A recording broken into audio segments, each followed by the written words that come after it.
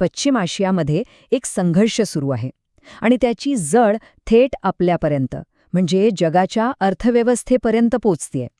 मग ते तेलाचे वाढते भाव असोत किंवा शेअर बाजारातली गडगड, या सगळ्याचा आपल्या रोजच्या आयुष्यावर काय आणि कसा परिणाम होतोय, चला आज तेच समजून घेऊया. खरे, युद्धाच्या बातम्या जरी दूरच्या वाटत असल्या तरी त्याचा परिणाम थेट आपल्या खिशावर होतो.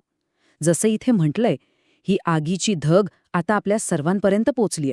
चला तर आपण हे सगळं प्रकरण 5 सोप्या टप्प्यांमध्ये समजून घेऊ.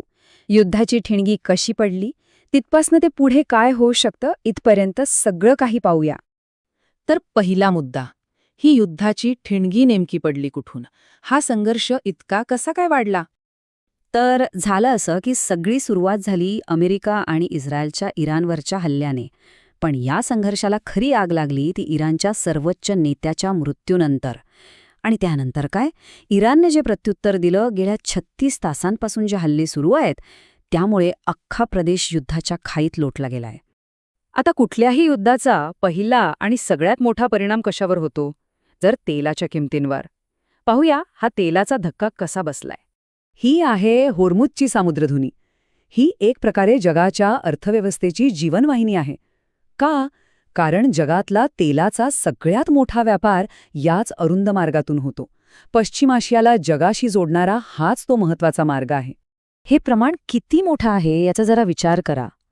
जगातल्या एकूण तेलापैकी म्हणजे दर 5 बॅरलपैकी 1 बॅरल, हो 1 बॅरल याच चिंचोळ्या मार्गातून जातो. म्हणजे जवळपास 20% पुरवठा. आता फक्त कल्पना करा की जर हा मार्ग बंद झाला तर काय होईल अख्ख्या जगाच्या अर्थव्यवस्थेचं.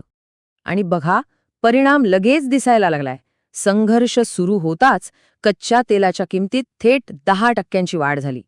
भाव थेट प्रति बॅरल $80 पोहोचला. आणि ही तर फक्त सुरुवात आहे. तज्ज्ञांच्या मते जर हा तणाव असाच राहिला तर तेलाचा भाव $100 प्रति बॅरलपर्यंत जायला वेळ लागणार नाही. तेलाच्या बाजारात लागलेली ही आग आता थेट शेअर बाजारापर्यंत पोचली आहे आणि तिथे तर अक्षरशः भूकंप झालाय. इराणने हल्ले सुरू करताच गुंतवणूकदारांमध्ये इतकी भीती पसरली की संयुक्त अरब अमिरातीला त्यांचे शेअर बाजारच बंद करावे लागले. आणि ही भीतीची लाट आपल्या भारतीय बाजारापर्यंतही आली, ज्यामुळे सेन्सेक्स आणि निफ्टी दोन्ही निर्देशांक खाली आले. बरं, जेव्हा बाजारात अशी भीती असते तेव्हा गुंतवणूकदार काय करतात? ते सुरक्षित ठिकाणी पैसे गुंतवतात. मग आता पैसा नेमका कुठे जातोय? याचं उत्तर आहे सोनं. लोकांनी शेअर बाजारातून पैसे काढून सोन्यात गुंतवायला सुरुवात केली आणि म्हणूनच सोन्याच्या दरात तब्बल 22% मोठी वाढ झालेली दिसतेय. आता बघा, इथे 2 गट पडलेत. एकीकडे आहेत सोनं, चांदी आणि अर्थातच अमेरिकी डॉलर. हे असे पर्याय आहेत ज्यांना लोक नेहमीच सुरक्षित समजतात. पण दुसऱ्या बाजूला आहे बिटकॉइन. आता बिटकॉइनवर अशा अनिश्चिततेच्या काळात फारसा कोणी विश्वास ठेवत नाही, त्यामुळे तो एक अनिश्चित पर्याय ठरतोय. इथे एक इंटरेस्टिंग गोष्ट आहे. सगळ्या चलनांवर परिणाम होत असताना अमेरिकी डॉलर मात्र मजबूत होतोय. असं का? कारण अमेरिका स्वतः एक मोठा तेल निर्यातदार देश आहे. त्यामुळे तेलाचे भाव वाढले की त्याचा अमेरिकेला फायदा होतो.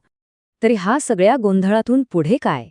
जागतिक अर्थव्यवस्थेचं भविष्य कसं असेल? तज्ज्ञांच्या मते इथून पुढे 2 शक्यता आहेत. जर हा संघर्ष लवकरच थांबला आणि जास्त पसरला नाही तर बाजार हळूहळू स्थिर होईल. पण जर हे युद्ध लांबलं तर मात्र अर्थव्यवस्थेला खूप मोठं नुकसान सोसावं लागेल. आणि हाच तो कळीचा प्रश्न आहे.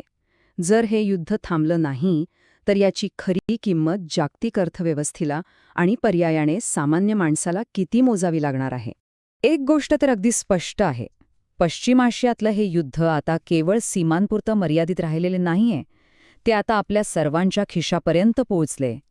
ही लढाई आता व्यापार, गुंतवणूक आणि आर्थिक स्थिरतेची बनलीय. आणि म्हणूनच यावर लष्करी उपायांपेक्षा मुत्सद्देगिरीच अधिक महत्वाची आहे.